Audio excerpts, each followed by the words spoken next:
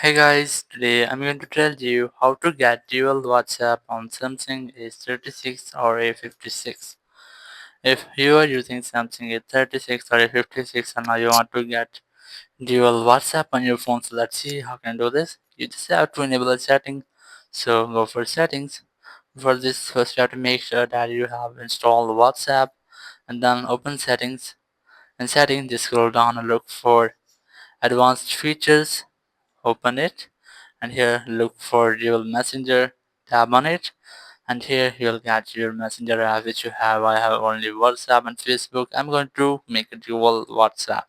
Just enable this setting for WhatsApp, then select install from here, and here you can see the second appear of WhatsApp has been installed. Just go back, and here you'll get two WhatsApp apps. Here's the WhatsApp original app and here's the copy or dual app of the WhatsApp.